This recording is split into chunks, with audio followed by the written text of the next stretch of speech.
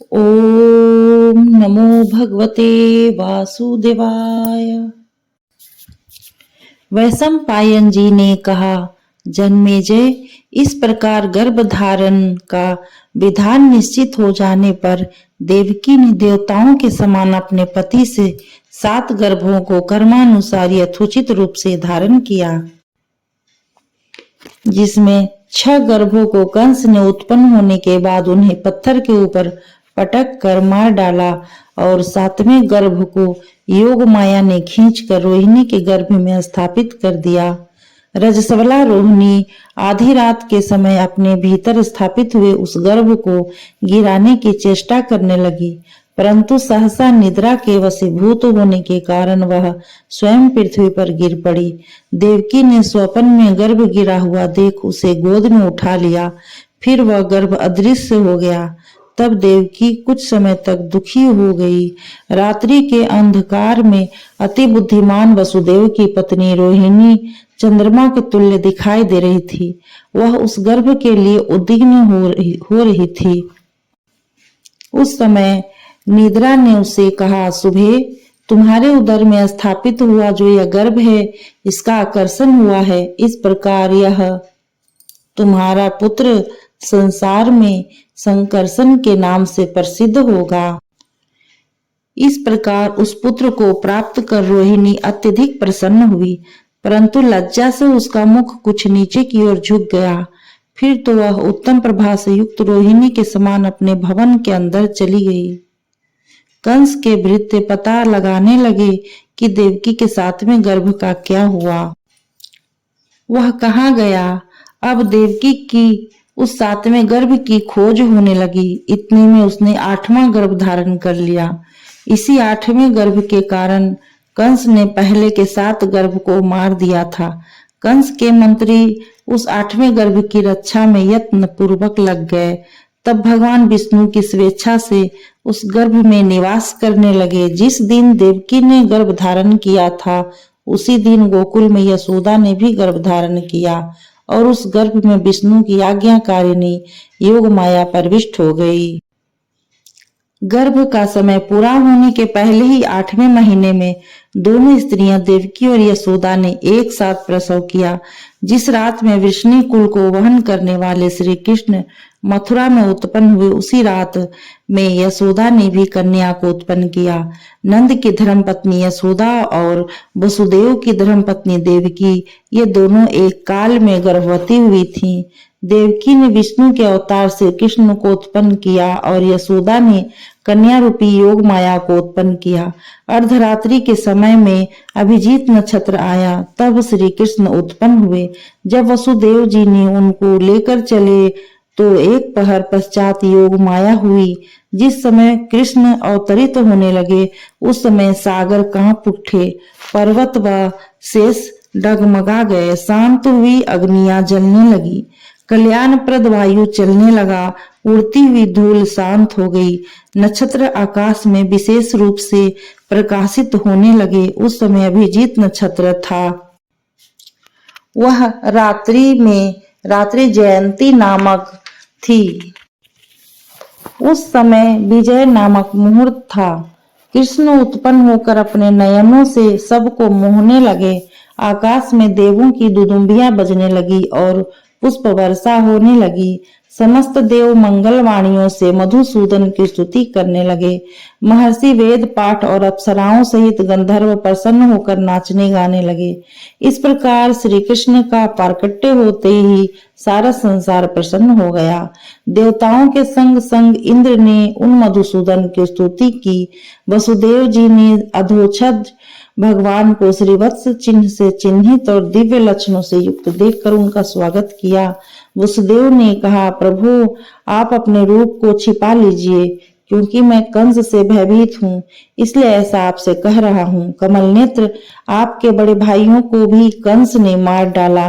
वैशंपायन जी ने कहा, जन्मेजय, सुन, सूत वत्सल वसुदेव ने रात्रि काल में यशोदा के घर में प्रवेश कर पुत्र को वहां सुला दिया और यशोदा की पुत्री को वहां से लेकर देवकी के शयनागार में आ गए। भय से विकल वसुदेव जी इस प्रकार संतानों को बदलकर अपने को कृतकार्य हो गए।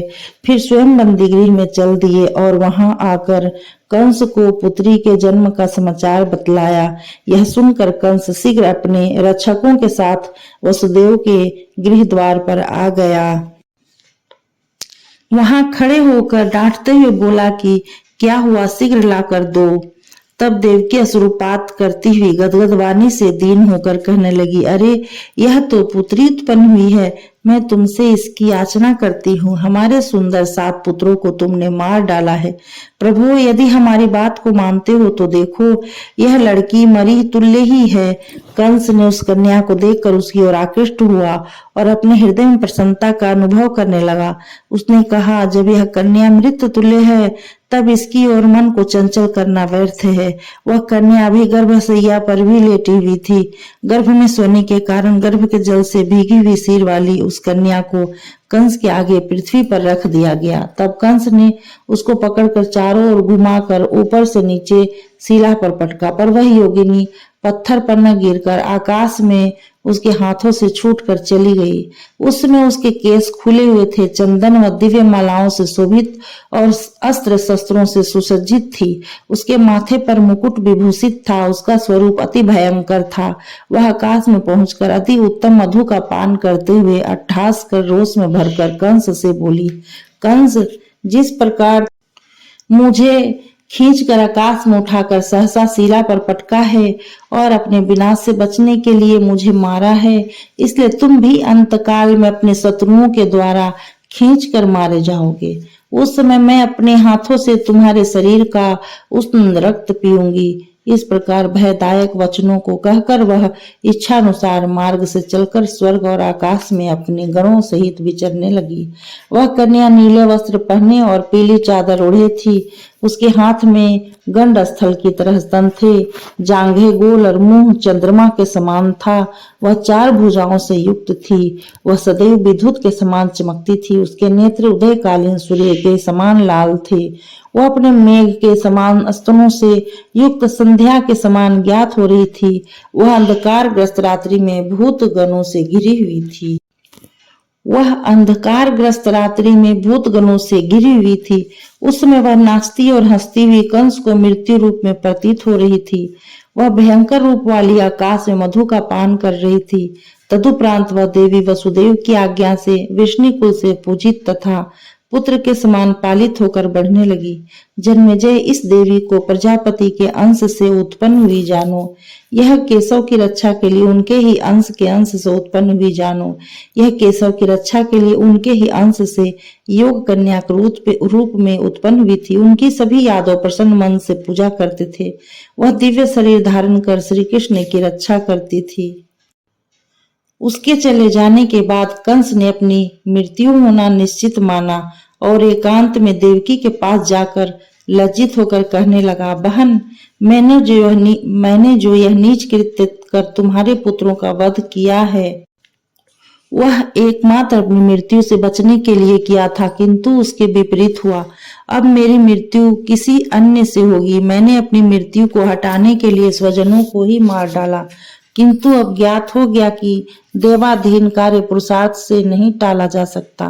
तुम्हारे पुत्रों की मृत्यु का वही प्रकार था। मैं तो निमित्त मात्र हूँ, अतः तुम पुत्र मरण संताप को छोड़ दो। मनुष्य का शत्रु मनुष्य नहीं, काल ही है। काल ही सबका विनष्ट करता है। वह मेरे जैसे एक निमित्त मात्र को खड़ा कर सबको मृत्यु के मुख में डाल देता है। देवी, इसलिए तुम पुत्र मरण से उत्पन्न हुई चिंता, विलाप और शोक को छोड़ दो। यह मनुष्यों की योनि इसी प्रकार के दुखों से भरी है। काल की स्थिति कोई निश्चित नहीं है कि कब मार डाले। फिर भी देवकी, यह जान लो कि मैं तुम्हारा अपराधी हूँ। अतः देखो, मैं पुत्रवत अपना सिर तेरे चरणों पर रखता हूँ। जो क्रोध तुमने मेरे ऊपर किया है उसे छोड़ दो। चरण पर गिरकर कंस से अपने पति वसुदेव का मुख देखती हुई देवकी ने माता की तरह कहा, वत्स, उठो उठो, मेरे पुत्रों के वध का कारण तुम नहीं प्रत्युत यमराज ही कारण है। इस प्रकार के वचनों को सुनकर कंस ने कहा, मैं तुम्हारे चरणों पर सिर रखकर अपने किए निंदित कर्मों पर पश्चाताप करता हूँ, इसलिए गर्भवध के पाप रूप अपराध को क्षमा कर दो। गर्भ में बाल्यावस्था में और युवावस्था में भी मनुष्यों की मृत्यु होती है, वृद्धावस्था में तो मृत्यु सुनिश्चित ही है। इन सभी मृत्युओं का काल ही कारण है। तुम्हारे जैसे वध करता तो केवल निमित्त मात्र दिखाने के लिए है, और जिसका जन्म होता है वह भी एक दिन मर जाता है। विधाता तो उसे जहां ले जाता है वह वहां पर कर्म की गति से चला जाता है। पूर्व जन्म के कृत कर्मों के अनुसार ही उसके जन्म मरण के काल निश्चित होते हैं। जीव अपने जाति गुण कर्म आदि के अनुसार ही विधाता के विधान के अनुसार जन्म लेता है और मरता भी है। देवकी के इस प्रकार के ज्ञान युक्त वचनों को सुनकर कंस अपने राजभवन में चला गया। 5वां अध्याय। वैशंपायन जी ने कहा, जन्मेजय, ब्रज में रोहिणी ने चंद्रमा से भी अधिक प्रिय दर्शन मुख वाला पुत्र उत्पन्न किया है। यह बात वसुदेव जी पहले ही सुन चुके थे।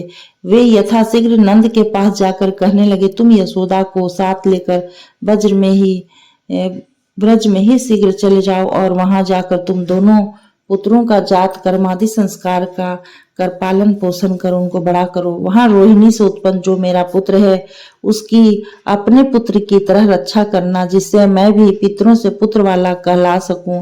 इतने पुत्रों के होने पर भी मैंने एक भी पुत्र का मुख नहीं देखा।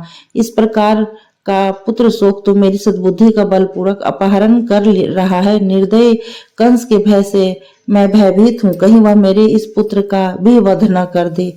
नंद जी, आप जिस प्रकार से अपने पुत्र की रक्षा करना, उसी प्रकार रोहिणी से उत्पन्न मेरे पुत्र की भी रक्षा करना। इस समय बालकों को त्रास देने वाले अनेकानेक विघ्न उपस्थित है, अतः इन विघ्नों का यथा तत्व विचार कर जैसे जैसे भी हो रक्षा कीजिए। हमारा पुत्र बड़ा है, आपका उससे कुछ ही छोटा है। दोनों ही की समान रूप से भली भांति देखभाल करें। प्रायः समान अवस्था वाले दोनों ही बढ़ते हुए गौओं के व्रज में जिस प्रकार सुशोभित हो वैसा ही करें। सभी बालक बाल्यावस्था में इच्छा अनुसार क्रीड़ा की कला को दिखाते हैं और उस क्रीड़ा से सभी को मोह लेते हैं। बाल्यकाल में सभी लड़के अज्ञान के वश भयंकर से भयंकर कार्य कर बैठते हैं, अतः इस परिस्थिति में उन्हें वहां यत्न पूर्वक बचाते रहें। इस समय वृंदावन में केसी वास कर रहा है, वह बड़ा बाल घाती है और पापी है, इसलिए उससे आपको सतर्क रहना चाहिए। वृंदावन के भीतर किसी तरह भी गौओं के ठहरने का स्थान निर्मित न करवाएं। वहां निवास करने वाले पापदर्शी केसी से आपको सदैव भयभीत रहना चाहिए। विषधर सर्पों से, विषैले या डरावने कीड़े मकोड़ों से, पक्षियों से और गोष्ठ में गौओं एवं बछड़ों से इन दोनों बालकों को बचाते रहिए। नंद गोप, अब रात्रि बीत गई है, अतः चलने वाले रथ पर बैठकर जल्द चले जाइए। आपसे ये दाएं बाएं उड़ने वाले पक्षी कह रहे हैं। इस प्रकार एकांत में वसुदेव के द्वारा आज्ञा देने पर प्रसन्नता पूर्वक यशोदा के साथ नंद जी रथ पर चढ़ गए। बालकों को पालकी में बिछी गद्दी पर नंद जी ने सावधानी से सुला दिया। तब ठंडी हवा स्पर्श करने वाली सुनसान अधिक जल वाले यमुना के तीरे तीरे जाने वाले मार्ग से वे चले और जाकर शुभ देश में गोवर्धन पर्वत के समीप गोपों के ग्राम ब्रज को उन्होंने देखा। वह गोवर्ज यमुना के तीर से संबंधी शीतल वायु से सेवित था, जिनकी शाखाओं पर बैठे पक्षी विशेष रूप से गूंज रहे थे। नीचे फैली लताओं व ऊपर फैली बल्लियों से युक्त विशाल वृक्षों से वो जो ब्रज रम्य था, वह ब्रज घास चरती हुई दुधारू गौओं से परिपूर्ण था, जिसमें गौओं को चराने के लिए भूमि सम थी तथा जलाशय तीर्थ के समान थे। उनमें गायों का जल पीने के लिए सम घाट बने थे और बैलों के कंधों पर एवं सिंहों को खुजलाने से वृक्षों के छाल छूट गए थे। गिद्धों के पीछे उड़ने वाले बाजों, मांस भक्षण करने वाले वन बिलाओं के पीछे दौड़ने वाले मांसाहारी श्रृंगालों और मांस रहित हड्डी को खा जाने वाले चीतों और सिंहों से जो घिरा था, ऐसे गोवर्ज को उन्होंने देखा। जिस ब्रज के पास वन में सिंह गरज रहे थे और जो नाना प्रकार के पक्षियों से व्याप्त एवं मीठे फल वाले वृक्षों से रम्य था, वह पर्याप्त घासों और लताओं से व्याप्त था। गौओं के बोलने से गोपियों से भरा वह गोवर्ज बड़ा ही सुंदर लग रहा था, जिसमें सर्वत्र बछड़े हूँ माँ की बोलियां बोल रहे थे। बछड़े के बोलने से वहां का स्थान सभी ओर से गूंज रहा था। वहां का भूभाग अति विशाल था, चारों ओर कांटों के बाढ़ लगे हुए थे। सीमाओं पर जंगल के घिरे हुए विशाल विशाल वृक्ष रखे गए थे। बछड़ों को बांधने के लिए गाड़े गए खूंटों और बांधने की रस्सियों से उस ब्रज की अत्यधिक शोभा हो रही थी। वहां पृथ्वी पर सभी और गोबर के कंडों के ढेर पड़े थे। कुटी और मठ तीर्ण समूहों से पूर्णतः छाए गए थे, जो हष्ट पुष्ट मनुष्यों से भरा था, जिसमें मोटी मोटी रस्सियों से खूंटों में गाय बंधी थी और मथनियों के घर घर शब्द का गुंजार हो रहा था। वहां मट्ठे के गिरने और दही में से घी निकालने से भूमि गीली व चिकनी हो गई थी। गोपियों के मंथन दंडों से शब्द उत्पन्न हो रहा था। उस ब्रज में काक पक्ष धारण करने वाले गोप बालक खेल रहे थे। ग्वालों के अखाड़ों से वहां का भूभाग परिपूर्ण था। गांवों के रहने के स्थानों के दरवाजे पर कुंडे लगे हुए थे। बीच बीच में गौओं के ठहरने व उनके विश्राम करने के लिए उचित स्थान निर्मित किए गए थे। इस प्रकार की गौशाला से वह ब्रज परिपूर्ण था। मक्खन को गर्म कर घी निकालने से सुगंधित पवन चल रहा था और नीले पीले वस्त्रों को धारण करने वाली गोपियों से वह नंदवन अलंकृत था। जंगली पुष्पों की मालाएं धारण की हुई, सिर पर घड़ों को धारण की हुई, चोलियों को पहनी हुई और यमुना नदी से जल भरकर लाने वाली गोप कन्याओं से आवृत तथा गोपों के शब्दों से गुंजारित गोपों के ग्राम में प्रसन्नता पूर्वक नंद जी ने प्रवेश किया। वृद्ध गोप गोपियों ने उठकर उनका भव्य स्वागत किया। फिर नंद ने जहाँ सकट आदि आ जा सके ऐसे सुखदायक स्थल पर उन्होंने अपने रहने के लिए वास स्थान बनाना उचित समझा। वहां वसुदेव को सुख देने वाली रोहिणी थी। वही बाल सूर्य के तुल्य प्रभा वाले छिपे रूप से विष्णु रूपी तेजस्वी श्री कृष्ण जी को शयन करा दिया। 6वां अध्याय। वैशम पायन जी ने कहा, जन्मेजय, गोवर्ज में नंद जी को रहकर सुख से गोप कर्म करते बहुत दिन बीत गए। नामकरण संस्कार आदि कर लालन पालन करते हुए दोनों बच्चों को बड़ा करने लगे। बड़े बेटे का नाम शंकरसन तथा छोटे बेटे का नाम कृष्ण रखा गया था। अवतार रूप में हरि मेघ के समान श्याम वर्ण के थे, इसलिए इनका नाम कृष्ण पड़ा। एक बार पुत्र से प्यार करने वाली यशोदा सकट के नीचे श्री कृष्ण को सुलाकर यमुना नदी को चली गई। तब श्री कृष्ण बाल लीला करते हुए अपने हाथ पैर पटकने लगे और मधुर स्वर में रुदन करते दोनों पैरों को ऊपर करके सकट में लगा दिया और एक पैर से पृथ्वी पर झुकी हुई गाड़ी को उठाकर फेंक दिया। अब वे स्तन पीने की इच्छा से चिल्लाने और रोने लगे। इसी बीच भय से विकल यशोदा बंधे हुए बछड़े वाली गौ के तुल्य स्तनों से दूध चुआती हुई आ गई। उन्होंने देखा कि हवा भी नहीं चली और गाड़ी टूट फूट कर इधर उधर गिरी है। तब हाहाकार कर शीघ्र बच्चे को उठा लिया। वह सकट के टूटने का कारण न जान सकी। कृष्ण को प्रेम से गोद में ले कहने लगी, हमारा बालक सकुशल रह गया, यह अच्छा हुआ। पुत्र, तुम सकट के नीचे सोए थे और अचानक गाड़ी कैसे टूट गई? यह सब जब तुम्हारे पिता देखें व सुनेंगे तो क्या क्या मुझे कहेंगे। मेरे ऐसे स्नान से और नदी जाने से भला क्या लाभ हो, जहाँ यहाँ सकट के नीचे तुम विपत्ति में थे और मैं सकट टूटने पर ही तुम्हें देख रही हूँ। इसी बीच में कासाय वस्त्र धारण किए नंद जी वन में गौओं को चराकर ब्रज के पास आ गए और देखा कि सकट औंधा पड़ा है। उस पर लदे हुए सभी सामान नष्ट भ्रष्ट हो गए हैं। जुआ निकल कर दूर जा पड़ा है, धूरा टूट गया है और पहिया मुकुट के सदृश ऊपर को उठा पड़ा है। सहसा वे यह सब देखकर भयभीत हो गए और नेत्रों में आंसू भर कर बार बार कहने लगे, पुत्र तो सकुशल है। पुत्र को यशोदा द्वारा स्तनपान करवाते देखकर उन्होंने कहा, भला हो, मेरा पुत्र तो सकुशल है। बैलों के लड़े बिना ही किसने मेरे सकट को तोड़ डाला? यशोदा भयभीत हो रूंधे गले से कहने लगी, मैं नहीं जानती कि सकट को किसने तोड़ा। सौम्य, मैं वस्त्र धोने व स्नान करने के लिए नदी पर चली गई थी और आकर देखा तो गाड़ी भूमि पर टूटी पड़ी है। इस प्रकार यशोदा को नंद से कहते हुए सुन लड़के कहने लगे, इसी तुम्हारे बच्चे ने अपने दोनों पैरों से गाड़ी को धक्का देकर तोड़ डाला है। हम लोगों ने सकट को गिरते अपनी आंखों से देखा है। इस बात को सुन नंद जी आश्चर्यचकित हो गए, उनके नेत्र विस्मित हो गए। अब वे सकट के भिन्न भिन्न अंगों को यथास्थान लगाकर पहिए पर हाल चढ़ाने लगे। वैशंपायन जी ने कहा, राजन, कुछ समय के पश्चात ब्रज में आधी रात के समय क्रोधित हो अपने दोनों पंख हिलाती हुई पक्षिणी का वेश धारण किए एक राक्षसी आई। वह भोजवंशी कंस की धाई थी। उसका नाम पूतना था। पूतना नामक वह घोर पक्षिणी सभी प्राणियों के लिए काल स्वरूपा थी। मनुष्यों के सो जाने पर सकट के पहिए पर बैठ गई और दूध की अधिकता से पीड़ित विष भरे अपने स्तन को बालक कृष्ण के मुंह में दे दी। तब श्री कृष्ण उसके प्राणों सहित स्तन को पीने लगे और वह पक्षी वेश वाली पुतना स्तन के कट जाने से चिल्लाकर सहसा भूमि पर गिर पड़ी। गिरी हुई पुतना के भयंकर शब्दों को सुनकर किसी भय की आशंका से नंद व यशोदा स्वयं से जाग गए और वहां विष से लिप्त स्तन वाली पुतना को मरी देखा। ज्ञात होता था कि वह वज्र से विदारित होकर भूमि पर गिरी है। नंद को आगे कर सभी गोपगण उन्हें चारों ओर से घेर कर खड़े हो गए और बोले, यह क्या हुआ? यह किसका कर्म है? कहते हुए वे सभी भयभीत हो गए, पर किसी को न ज्ञात हो सका कि इसके मरने का क्या कारण है। आश्चर्य है, यह कहते हुए सब अपने अपने घर चले गए। उन विस्मित गोपों के घर चले जाने पर भ्रम में पड़े नंद ने यशोदा से कहा, यह घटना कैसे घटी मैं नहीं जान सका। इससे हमको महान आश्चर्य है। मेरे पुत्र के लिए विषम भय उपस्थित हो गया। यशोदा ने भयभीत होते हुए कहा, आर्य, इस घटना के बारे में मैं कुछ नहीं जानती। मैं तो अपने बच्चों के साथ सोई हुई थी।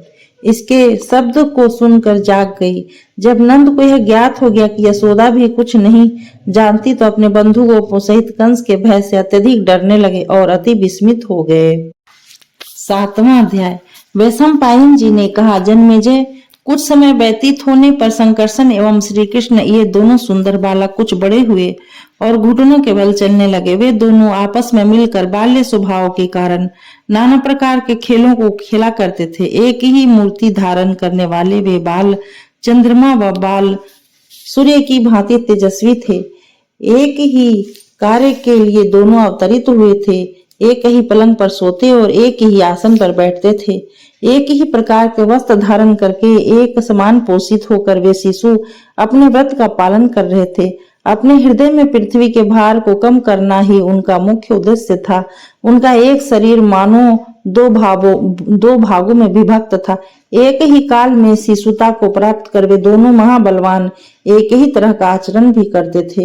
इस संसार को देखने में एक ही प्रमाण वाले मनुष्य शरीर धारण किए हुए पापियों का वध कर यज्ञ आदि कर्म धर्मों की स्थापना रूप वृत्ति रखने वाले संपूर्ण जगत के पालक गोप बालक बने हुए थे।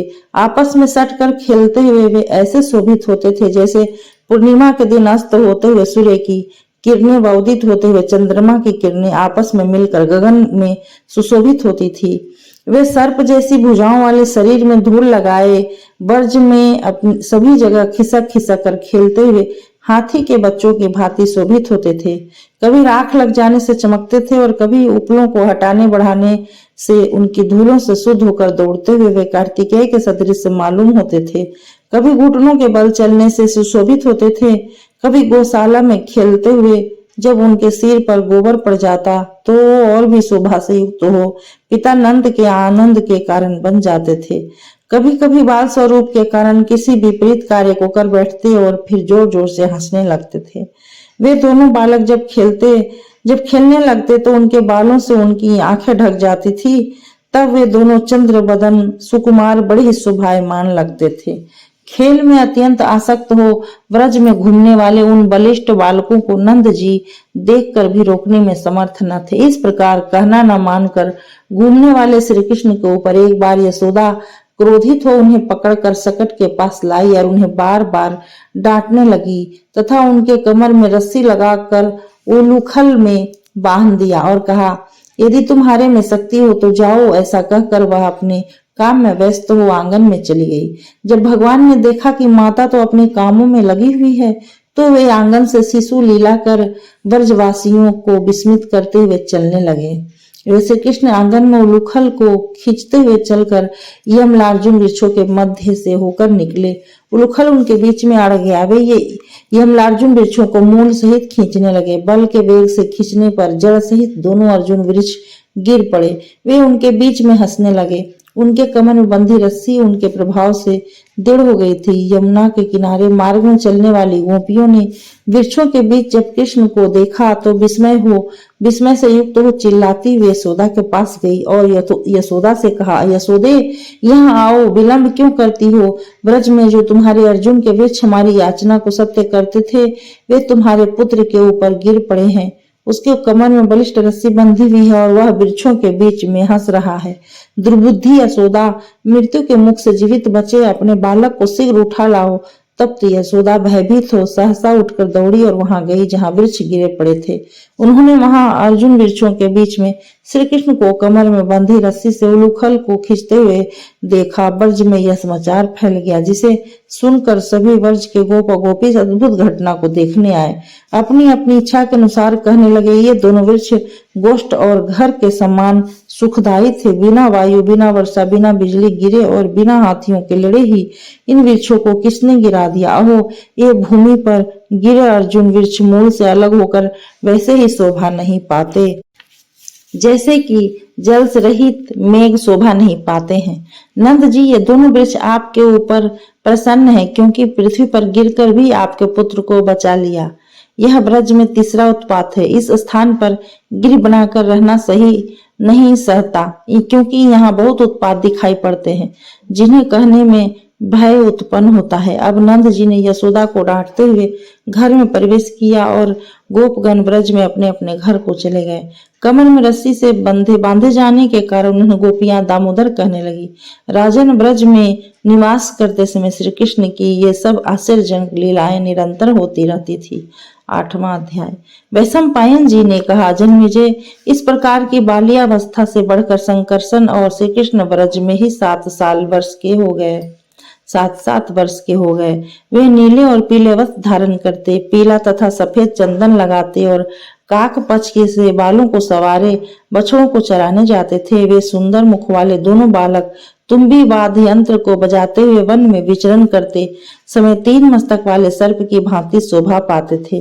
उनके बजाने का समय शब्द कानों को बड़ा सुखद लगता था।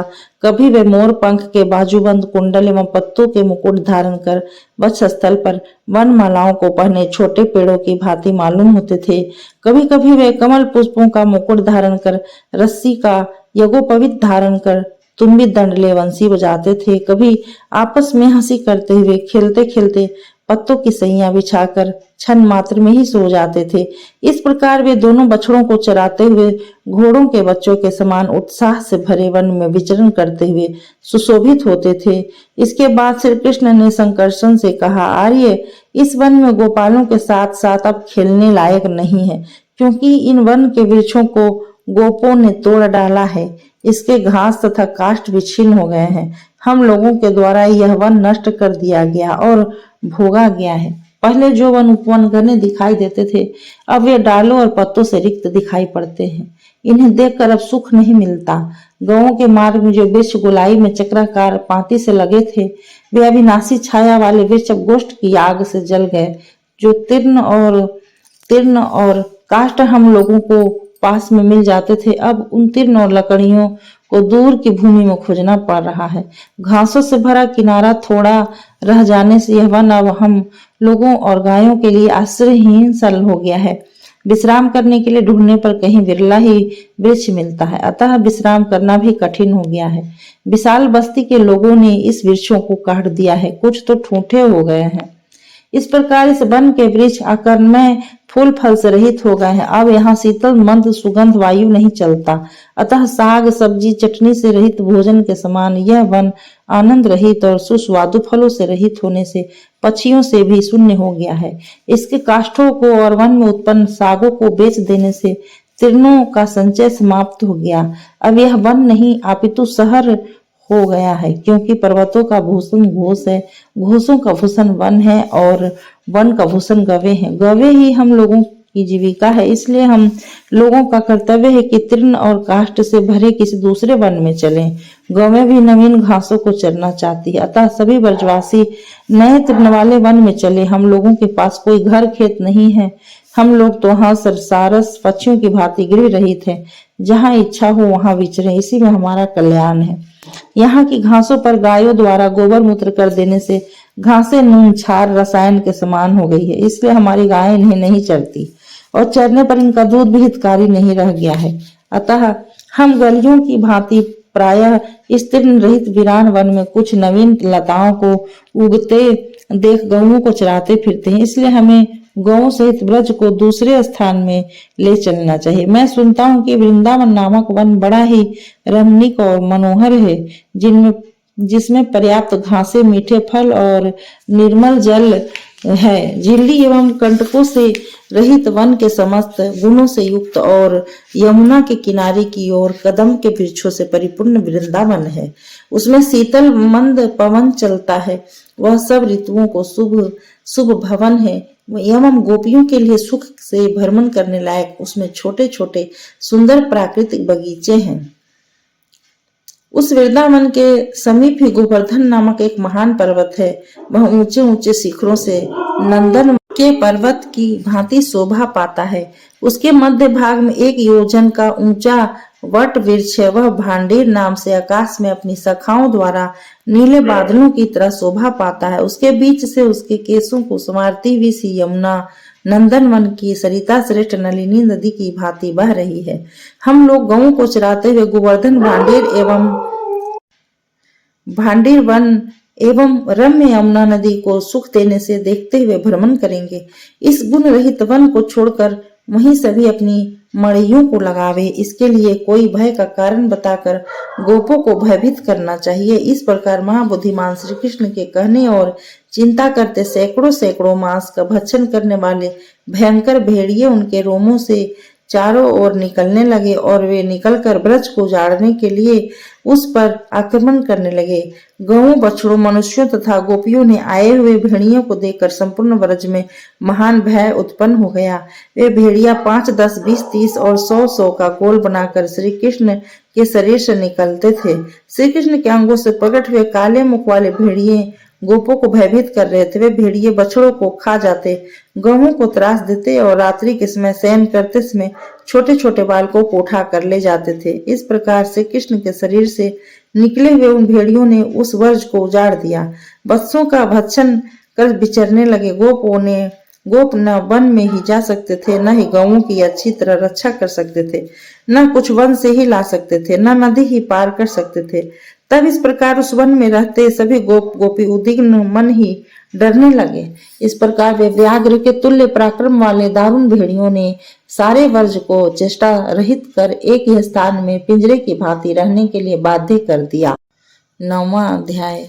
वैशंपायन जी ने कहा, जन्मेजय, इस प्रकार उस वन में होने वाले उत्पातों को बढ़ते देख ब्रज के समस्त स्त्री पुरुषों ने मिलकर विचार किया कि हम लोग इस स्थान पर वास नहीं करेंगे, कहीं दूसरे वन में चल कर बसे, जो हम लोगों के लिए कल्याणप्रद सुख से रहने योग्य हो, हमारी गौओं के लिए भी सुखकर हो। इसमें विलंब की क्या आवश्यकता है? आज ही हम लोग गौओं के साथ भेड़ियों के द्वारा सारा ब्रज जब तक नाश न हो उसके पूर्व ही यहाँ से चले जाएं। जब वे धुमरे लाल रंगों वाले, तीक्ष्ण दांतों वाले, नख से मांस खींच लेने वाले व काले मुंह वाले भेड़िया रात्रि के समय गरजने लगते हैं तो हम लोग डर जाते हैं। हमारे पुत्र, हमारे भाई, हमारे बछड़े और हमारे गौ को भेड़िए ने मार डाला। घर घर में कहकर रोने लगते थे। इस प्रकार मनुष्यों के रोने और गौओं के हुंकार कर डकारने के कारण यहाँ सभा में आए वृद्ध गोपों ने ब्रज को उठा अन्यत्र ले चलने की आज्ञा प्रदान की। तब नंद जी ने कहा, वृद्धवास सभी गोपों का वृंदावन में निवास और गौओं के हित के लिए वृंदावन श्रेष्ठ रहेगा, अतः अब चलकर वृंदावन में निवास किया जाए। यह निश्चित जानकर नंद जी के इस महान वचन को बृहस्पति की भांति सभी ने स्वीकार कर लिया। यदि हम लोगों को वृंदावन चलना ही है तो इसके निश्चय की प्राप्ति अथवा सूचना आज ही सबको मिल जानी चाहिए, जिससे सभी लोग तैयार हो जाएं, देर न करें। तत्पश्चात डुग्गी पीटने वाले ने डोंडी पीट कर सबको वहां से प्रस्थान करने की सूचना दे। शीघ्र सभी लोग गौवें इकट्ठी करो और अपने बर्तन इत्यादि सामानों को गाड़ियों पर लाद लो और बछड़ों को यूथ में कर गाड़ियों को जोतो, क्योंकि अब यहाँ से वृंदावन में रहने के लिए चलना है। इस प्रकार नंद के वचनों को सुनकर सभी लोगों ने अच्छा है कहा और वृंदावन जाने की इच्छा से संपूर्ण ब्रज उठ गया। कोई कहता चलो, कोई कहता उठो, कोई कहता चल रहे हैं, क्या छूटा, भली भांति भली प्रकार सामान देख कर रखो और उठो चलो। इस प्रकार गोपों के शब्दों से ब्रज में हल्ला मच गया। गाड़ियों और छकड़ों से परिपूर्ण वह ब्रज जब वहां से उठकर चला, उस समय अति भयंकर कोलाहल हुआ। ऐसा प्रतीत होता था कि वहां शेरों की दहाड़ने की भयंकर आवाज आ रही है या सागर की गर्जना सुनाई दे रही है। आकाश से उतरती तारा पंक्ति के समान गोपियों की पाती सिर पर गेंडुल के सहारे घोड़ों को रखे निकली। नीले पीले वस्त्र पहने उठे हुए उरुजों वाली मार्ग में चलती हुई गोपियों की पंक्ति इंद्रधनुष की भांति ज्ञात होती थी। रस्सियों से बोझ बांधने के बाद भी रस्सियां लटकने से बोझों के भार से लचकते मार्ग में चलते हुए गोप लटकते हुए बरोहों वाले वट वृक्षों की भांति शोभा पाते थे। सट्टों के समूह से शीघ्रता से चलता हुआ वज्र ऐसा शोभा पाता था जैसे कि मानो वायु वेग के झोंकों से जहाज सागर की ओर जा रहा हो। क्षण भर में ही वह ब्रज का स्थान शून्य हो गया। इधर उधर कुछ सामानों के टूटे फूटे टुकड़े पड़े दिखाई दे रहे थे, जिन पर कौओं का समूह बैठा हुआ था। तत्पश्चात कुछ समय में वह ब्रज वृंदावन में पहुंच गया और गौओं की हित दृष्टि से लंबे चौड़े भूमि पर वास स्थान बनाया गया। चंद्रमा के आकार में गाड़ियां खड़ी कर दी गई। वह ब्रज 4 कोस चौड़ा और 8 कोस लंबा भूमि पर बसाया जाने लगा। वह स्थान कांटेदार वृक्षों द्वारा चारों ओर से घिरा था। वे कांटे वाले वृक्ष चारों ओर की खाइयों पर स्थित होने से ऊंचे उठने लगते थे, जो शाखाओं के अग्रभाग से ब्रज की रक्षा कर रहे थे। वहां गोपगण अपने मंथन पात्रों को रखने लगे, सीकहरों को टांगने लगे और इधर उधर जल से उन्हें धोने लगे। सीकहरों को बांधने के लिए खूंटी गाड़ने वाले खंभों को खड़ा करने लगे और सट्टों का मुंह अपनी ओर घुमाने लगे। कुछ सीकहर टांगने वाले खंभों के ऊपर बांधने के लिए रस्सियां ढूंढ रहे थे। कुछ घड़ों को रखने के लिए तिरनों की गडुलियां बना रहे थे। इधर उधर वृक्षों की शाखाओं में पक्षियों को बैठने को स्थान बना रहे थे। कुछ गौओं को रहने के लिए स्थानों को साफ कर रहे थे और उल्लू खलों को भूमि में बैठा रहे थे। प्रातः काल होने पर वे पूर्वाभिमुख हो देवताओं का जल से सिंचन कर अग्नि को जला रहे थे। कुछ लोग पलंगों पर चमड़ों के बिछौने बिछा रहे थे। जल भरती हुई गोपियां वन को देखती व शाखाओं को खींचती चारों ओर शोभित हो रही थी। युवा और वृद्ध गोप शीघ्रता से टंगारियों के द्वारा झंखाड़ों को काट कर साफ कर रहे थे। इस प्रकार वनों से घिरा वह वृंदावन का स्थान अब अधिक शोभायमान लगने लगा। स्वादिष्ट फलों और जलों से वह वृंदावन का निवास स्थान बड़ा ही रम्य लगने लगा। इच्छानुसार दूध देने वाली गौओं से और सभी प्रकार के पक्षियों के कलरव से वह वृंदावन इंद्र के नंदन वन की भांति शोभा प्राप्त करने लगा। पहले ही वनचारी भगवान की कृपा ने गौओं के हित के लिए इस वृंदावन को कल्याणकारी समझा था। ग्रीष्म काल का धूममय मास व्यतीत हो जाने पर अंतिम मास आषाढ़ के आने पर इंद्र ने अमृत तुल्य वर्षा की, जिससे घासें विशेष रूप से बढ़ गई। जगत का कल्याण करने वाले मधुसूदन वहां वास कर रहे थे। वहां गौओं, बछड़ों और अन्य उनके भक्तों को कैसे कष्ट हो सकता है। उनके द्वारा बसाए गए इस वृंदावन में सभी लोग सुख से रहने लगे। 10वां अध्याय। वैशंपायन जी ने कहा, जन्मेजय, सुंदर रूप धारण करने वसुदेव के दोनों पुत्र वृंदावन पहुंचकर बछड़ों के झुंडों को चराते हुए घूमने लगे। उनके वन में सुख से रहते और गोप बालकों के साथ यमुना में स्नान करते ग्रीष्मकाल समाप्त हो गया। तत्पश्चात मन में काम उत्पन्न करने वाली वर्षा ऋतु के आ जाने पर इंद्रधनुष से चिन्हित महामेघ वर्षा करने लगे। मेघों से सूर्य छिप गए, घासों से पृथ्वी ढक गई। नवीन जल वर्षा ने वायु सहित मेघों के बरसने से धुली हुई पृथ्वी युवती की भांति ज्ञात होने लगी। मेघों ने गर्मी को नष्ट कर दिया और अपने जल से पृथ्वी को संतुष्ट किया। इंद्र के वर्षा के नए जल से अभिषिक्त गोपकुल और नष्ट हुए दवाग्नि के धूम वाले वन हरे भरे लगने लगे। शिखा वाले मोरों के नृत्य का समय आ गया। तिरव बोलने वाले मदमस्त मोर नाचने लगे। नवीन वर्षा काल के आने पर प्रिय लगने वाले युवा कदम्ब, जो भरमरों को आहार देते हैं, उनके वृक्ष नए मेघों के छा जाने पर शोभित होने लगे। सूर्य की किरणों से दावाग्नि की भांति जलता हुआ वन कुटुज वृक्ष के पुष्पों की भांति हंसने लगा। कदम्ब के पुष्पों से वह और सुगंधित लगने लगा। मेघों ने गर्मी का नाश कर दिया तथा पृथ्वी जल से संतुष्ट हो गई। बादलों के बरसे हुए जल से पर्वतों ने श्वास लिया। हवा के झोंकों से अलग अलग किए हुए बादल रूपी नगर वाला आकाश पृथ्वी के राजा की भांति लगने लगा। कहीं पर कदम के वृक्षों के अधिक फूलने से, कहीं छात्राकों के भूमि पर उगाने से और कहीं पर फूले हुए नीप के वृक्षों से अग्नि के समान वन चमकने लगा। वर्षा के जल से अभिषिक्त वायु द्वारा फैलाए हुए पृथ्वी की गंध को सूंघकर लोग कामातुर होने लगे। भ्रमरों के गुंजार से, मेढकों के निरंतर ध्वनि से और युवा मोरों के विशेष शब्दों से वन का भूभाग व्याप्त हो गया।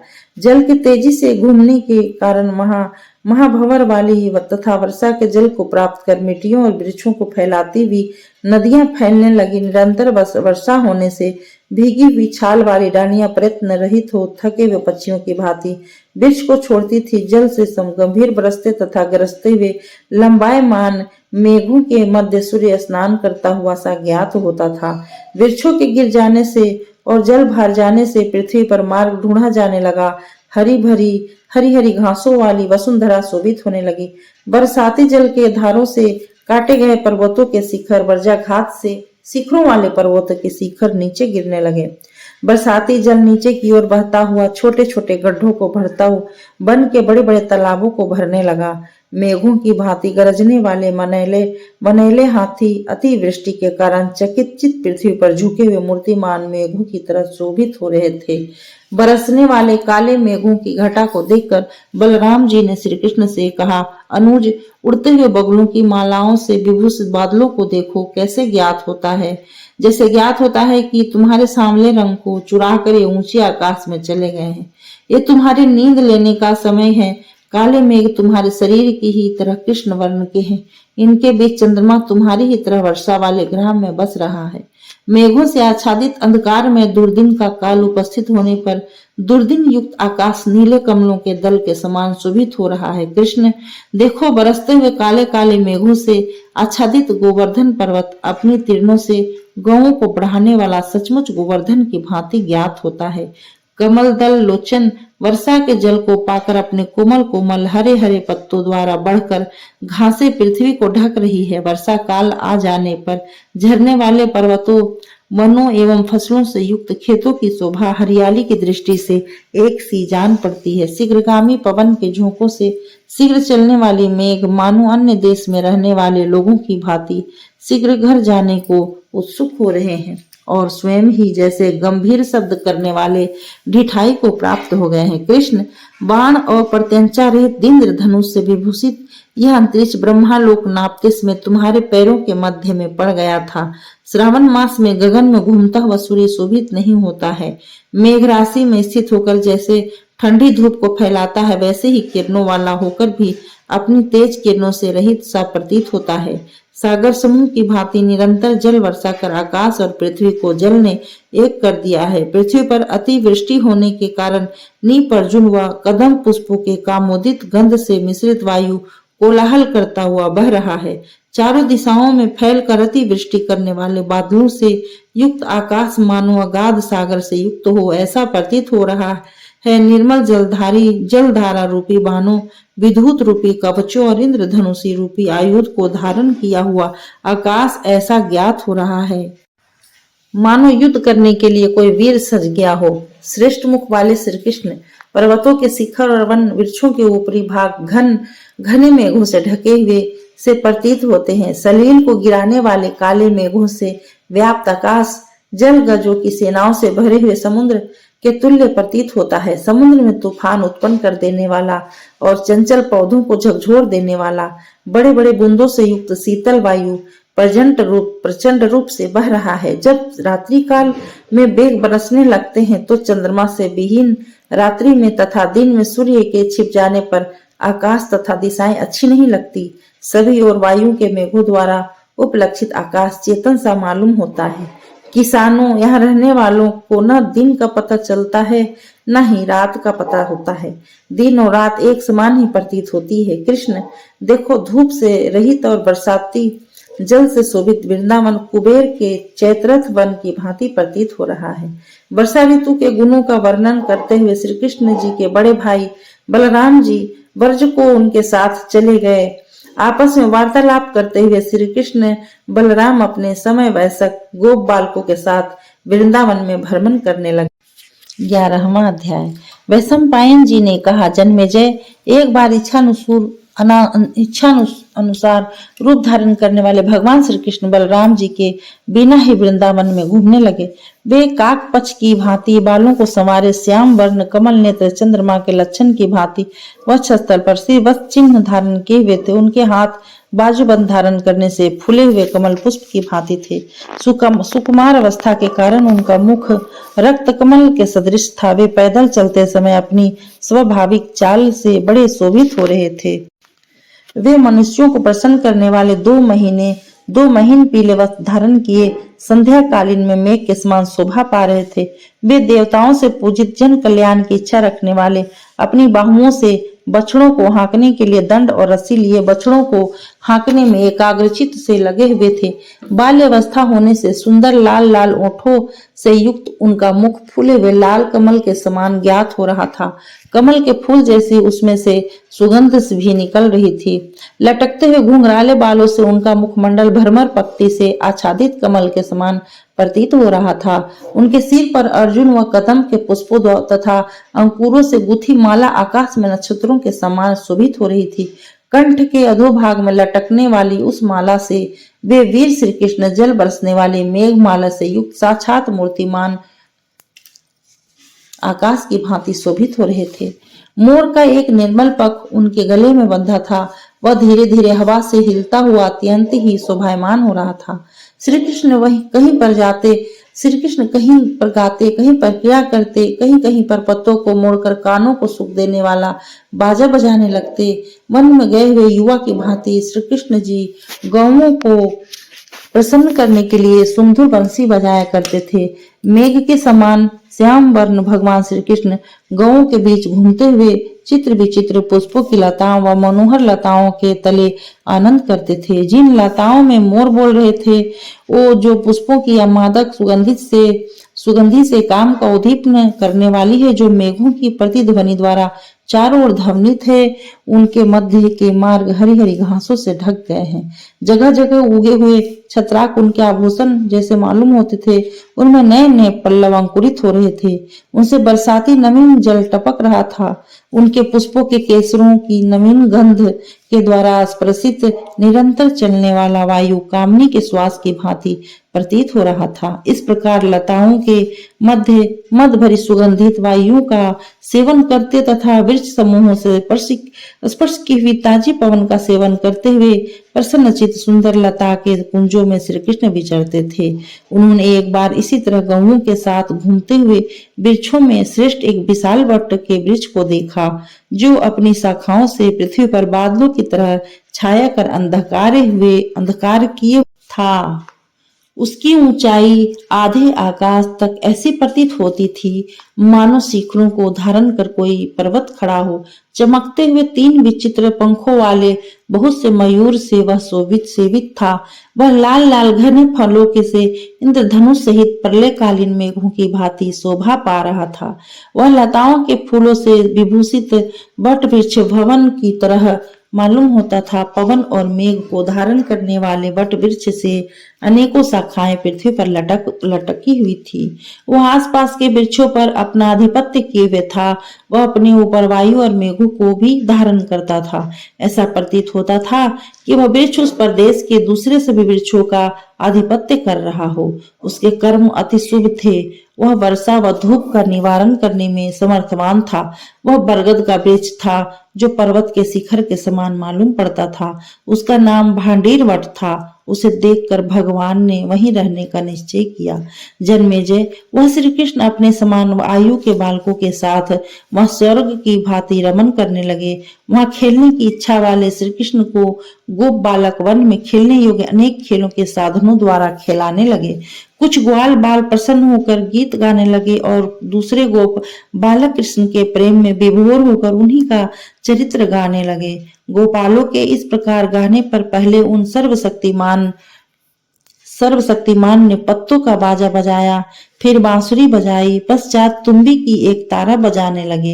एक बार गाय बैलों के सदृश बड़े बड़े नेत्रों वाले श्री कृष्ण अपनी गौओं को चराते हुए लताओं से विभूषित वृक्षों वाली यमुना नदी के किनारे पर जा पहुंचे, जहां का प्रत्येक वृक्ष लताओं से व्याप्त था, जो अपनी तरंग रूपी टेढ़े कटाच पातों से टेढ़े किनारों वाली, जिसके जल का स्पर्श करके सुखप्रद हवा चल रही थी और जिसमें कमल व उत्पल खिले हुए थे, ऐसे उस यमुना नदी को श्री कृष्ण ने देखा।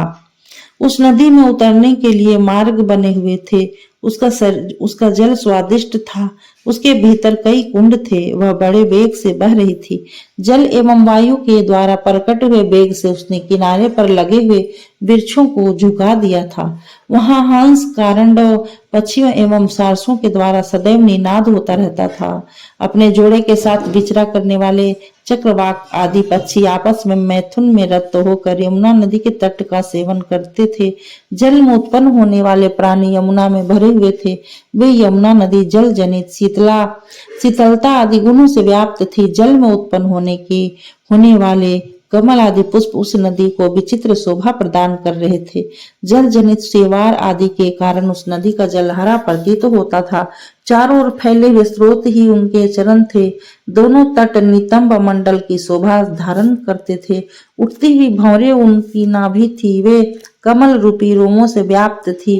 किनारों के कटाव से युक्त उदर वाली नदी की तरंगों से युक्त उदर रेखाओं वाली, फेन के समान हंसमुख, हंस रूपी हंसी से हंसने वाली, लाल कमल रूपी ओंठ वाली, कमल के तुल्य दृष्टि वाली लजीली स्त्री के समान अपनी बाहों को वह नदी नीचे की ओर की हुई थी। जल का कुंड ही उनका विशाल ललाट देश था। सेवार उनके सुंदर केस थे। उनकी कांति अत्यंत कमनीय थी। चक्रवाक पक्षी के समान उसके स्तन थे। तीर पर फैले हुए भूभाग के समान उनका मुख था। लंबे लंबे स्रोतों के समान उनकी भुजा थी। दोनों तटों की पूर्णता ही उनके विशाल कान थे। वे कारंटों के कुंडल से युक्त थी। कमल के तुल्य उनके दोनों नेत्र थे। तटों पर उत्पन्न वृक्ष ही उनके आभूषण थे। मत्स्य मंडल रूपी करधनी वह पहने हुए थी। जल में विस्तार रूप से फैले शैवालों तथा कमल रूपी रेशमी साड़ी को जिसने धारण किया था, उन्होंने जल से उत्पन्न बुलबुलों को सदृश मोतियों का नुपुर धारण किया हुआ था। स्वर्ण के समान चमकते केस के फूलों की चादर ओढ़े हंस रूपी हंसी से जो हंस रही थी, भयंकर मगरों को चंदन रूप से अपने अंगों में लगाए हुए कच्छप रूपी लक्षणों से व्याप्त थी। पशुओं के जल पीने के घाट पर आए हुए हिंसक जंतु उनके शीश फूल थे। प्राणी उनके जल पूर्ण स्तन का सदैव पान करते थे। पशुओं के जल पीने से जूठी जल वाली जिसके किनारे महात्माओं के आश्रमों से व्याप्त थे, जो समुद्र की पटरानी थी। ऐसे यमुना को चारों ओर से देखते हुए श्री कृष्ण उसके मनमोहक किनारों पर घूमते हुए यमुना को शोभित करने लगे। तब इस प्रकार तट पर विचरण करते उन्होंने एक उत्तम तालाब को देखा, जो 4 कोस तक चारों ओर जल विस्तार से फैला हुआ था, जिसको पार करना देवताओं के लिए भी कठिन था। वह अपने अगाध जल से अति गंभीर था, मानो कंप रहित कोई सागर हो। वह जलचर जंतुओं से त्याग दिया गया था। वह जलचर पक्षियों से भी शून्य था। मेघों से आच्छादित हुए आकाश के तुल्य वह अगाध जल से पूर्ण दिखाई देता था। सारस, चक्रवाक आदि से भी वह शून्य था। अगाध जल से परिपूर्ण वह बादलों से परिपूर्ण आकाश की तरह प्रतीत हो रहा था। उसके किनारे दुख से चलने योग्य थे। क्योंकि उसके किनारों पर सर्पों के बहुत से बिल थे। वह विष युक्त सर्पों की विषाग्नि के धूमों से व्याप्त हो रहा था। उसका जल पशुओं को भी पिलाने के योग्य नहीं था। कोई भी जीव जल पीने की इच्छा वाला उसका जल नहीं पीता था। और देवताओं ने भी उसका उपभोग करना छोड़ दिया था। उसके ऊपर के आकाश मार्ग को भी आकाश में उड़ने वाले पक्षियों ने छोड़ दिया था। उसके जल में तीर्ण भी गिर जाने पर उसके तेज से अग्नि की तरह जल जाते थे। उसके चारों ओर 4 कोस तक देवताओं का भी जाना कठिन था, क्योंकि उसके विष रूपी अग्नि की ज्वाला से वहां के वृक्ष जल गए थे। ब्रज के उत्तर 1 कोस पर व्याधि रहित उस बड़े सरोवर को देखकर भगवान श्री कृष्ण चिंता करने लगे। जल से कांति से युक्त इतना बड़ा तालाब किसका है। ऐसा ज्ञात होता है कि कालिया नाग समुद्र को छोड़कर इसी तालाब में आ बसा है। पक्षी राज गरुड़ के भय से वह समुद्र को छोड़कर यहाँ आ गया है। सर्वभोगी गरुड़ के भय से भागा हुआ वही कालिया नाग इस सागर तक बहने वाली यमुना के सारे जल को दूषित कर रहा है। उसी सर्पराज कालिए के डर से यहाँ पर कोई नहीं आता है। बड़ी बड़ी घासों से युक्त हुआ यह वन अति भयानक हो गया है।